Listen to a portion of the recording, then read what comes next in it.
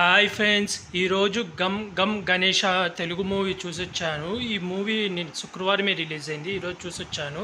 ఈ మూవీలో హీరో వచ్చి ఆనంద్ దేవరకొండ, విజయ్ దేవరకొండ తమ్ముడు. అదే బేబీ సినిమాతో హిట్ కొట్టాడు కదా. ఇప్పుడు గమ్ గమ్ గణేష్ అనే మూవీతో వచ్చాడు. ఈ మూవీ స్టోరీ లైన్ వచ్చేసి ఒక విగ్రహం ఉంటుంది, వినాయకుడి విగ్రహం పెద్దది. ఆ విగ్రహం కోసం చాలామంది గ్యాంగ్స్, అదే ఆ విగ్రహం కొట్టేయాలని చాలామంది గ్యాంగ్స్ ట్రై చేస్తుంటాయి.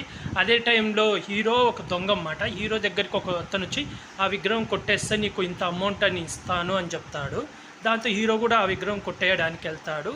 అలాగే విలన్ గ్యాంగ్ కూడా ట్రై చేస్తుంటుంది. అసలు ఆ విగ్రహంలో ఏముంది, అందరు ఎందుకు ఆ విగ్రహాన్ని కొట్టేయాలని చూస్తున్నారు, చివరికి ఆ విగ్రహం ఎవరికి దొరికింది, అసలు విగ్రహంలో ఏముంది అనేది సినిమా స్టోరీ లైన్. మూవీ వచ్చి రొటీన్ స్టోరీయే, ఏం కొత్తగా ఏముండదు. ఇప్పుడు మనం ఇది కార్తికేయ, అదే నిఖిల్ సినిమా, కార్తికేయనా ఇది నిఖిల్ సినిమా ఏదో పేరు సడన్గా గుర్తురాదు. అట్లా అందులో చిన్న వినాయకుడిని దొంగతనం చేస్తే 10 కోట్లు ఇస్తారు అని చెప్పి అలాగా. కాకపోతే ఇందులో ఏకంగా ఆ విగ్రహంలోనే డబ్బులు పెట్టుంటాయి అన్నమాట. ఎలక్షన్స్కి అని చెప్పి అది ఎవరికి తెలియకుండా అందులో డబ్బులు పెట్టుంటాయి. కానీ అది పొరపాటున అది వేరే వాళ్ళు ఊరికి తీసుకుపోయి ఉచ్చుఫం విగ్రహంగా, వినాయక చవితి విగ్రహంగా చేస్తారు. అక్కడి నుంచి వీళ్ళు కొట్టేయాలి. ఆ విషయం తెలిసిన చాలా గ్యాంగులు ఆ విగ్రహం ఎలా కొట్టేయాలా అని ట్రై చేస్తుంటారు. అది చివరికి ఏమైంది అనేది సినిమా స్టోరీ లైను.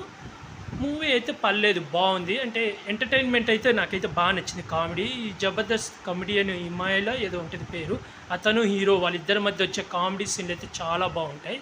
కాకపోతే ఇందులో లవ్ స్టోరీలు అనవసరంగా పెట్టాడు. అంటే ఫస్ట్ హాఫ్ లవ్ స్టోరీ అయితే ఓకే, ఎందుకంటే ఆ ఊరికి వెళ్ళి ఆ ఊళ్ళో ఉన్న విగ్రహాన్ని కొట్టేయడానికి ఆ ఊరు వెళ్తాడు. అక్కడ హీరోయిన్ని చూస్తాడు, ఇష్టపడతాడు. దాంతో అలా నిదానంగా ఆ విగ్రహాన్ని ఎలా కొట్టేయడానికి ప్లాన్ వేస్తాడు. అక్కడ ఫస్ట్ లవ్ స్టోరీ ఓకే, కానీ సెకండ్ హాఫ్లో ఇంకో హీరోయిన్తో లవ్ స్టోరీ ఎందుకు పెట్టిండో అర్థం కాలే. అది కావాలని ఇరికిచ్చినట్టు ఇరికిచ్చాడు. క్లైమాక్స్లో ట్విస్ట్ కూడా ఉంటుంది, అది చాలా బాగుంది, నాకైతే నచ్చింది.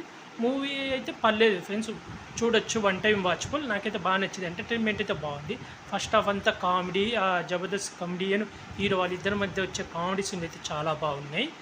యాక్టింగ్ పర్పస్ కింద అందరూ బాగా యాడ్ చేశారు. హీరోయిన్కి ఏదో ఉన్నారంటే ఉన్నారు, ఇద్దరు హీరోయిన్లు ఉంటారు.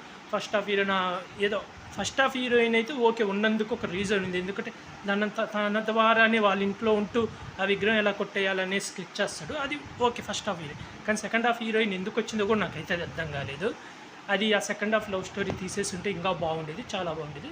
పర్లేదు, అయితే మూవీ అయితే చూడొచ్చు, వన్ టైం వాచబుల్. మీరు ఎవరైనా చూడకపోతే వెళ్ళి చూసేయండి ఫ్రెండ్స్. అలాగే ఇలాంటి మూవీ రివ్యూస్ ఏమైనా కావాలంటే నా యూట్యూబ్ ఛానల్ని సబ్స్క్రైబ్ చేసుకోండి friends. Like, share, comment, subscribe friends. Bye.